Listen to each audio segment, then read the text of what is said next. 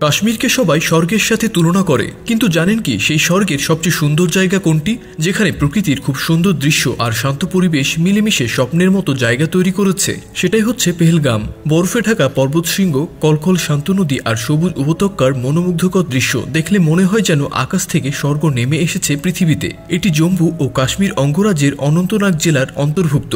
কাশ্মীর উপত্যকার বৃহত্তম পর্যটন কেন্দ্র হল পেহেলগাম। বেতা ভ্যালি, আরু ভ্যালি, তুলিয়ান ভ্যালি, কার্নিমাগ ধাভিয়ানি সহ আরও অনেক বিখ্যাত স্থান রয়েছে এখানে। স্থানীয় ভাষায় পেহেলগাম শব্দের অর্থ ভেড়াওয়ালাদের গ্রাম। এখানকার আদিবাসিন্দাদের প্রধান পেশা ছিল ভেড়া ও ছাগল চড়ানো। এই সম্প্রদায়ের পাহাড়ি আদিবাসীদের গচরু বলা হতো। বিভিন্ন মালিকের ভেড়া ও বকরি গ্রীষ্মকালে পাহাড়ের উপত্যকায় চড়াতে নিয়ে যেত। সেই দৃশ্য ছিল অত্যন্ত মনোরম। কিন্তু এখন পেহেলগাম পুরনো পরিচয় ছেড়ে দেশ বিদেশের কাছে প্রকৃতির কোলে ছুটি কাটানোর দারুণ জায়গায় পরিণত হয়েছে। প্রকৃতি প্রেমীরা এখানকার সুন্দর দৃশ্য দেখতে দিনের পর দিন থাকেন। ডিসেম্বর ফেব্রুয়ারিতে বরফ পড়ায় পর্যটক কম আসে। এপ্রিল মে মাস পেহেলগামের জন্য সেরা। হিমালয়ের পীরপাঞ্জেল পর্বতমালার একটি সুন্দর জায়গা হল লিটার ভ্যালি। এটি সমুদ্রের চেয়ে 2130 মিটার উঁচু। এই উপত্যকার সবুজ পাহাড় ছোট ছোট পাথরে আঁকাবাঁকা পথে ভরা। এর পাশ দিয়ে বয়ে যাওয়া লিটার নদীর সুন্দর দৃশ্য দেখতেই পর্যটকরা আসে। পেহেলগাম শ্রীনগর শহর থেকে প্রায় 96 কিলোমিটার দক্ষিণে। সেখানে প্রাইভেট জিপ ও গাড়িতে যেতে সময় লাগে প্রায় 3.5 ঘন্টা।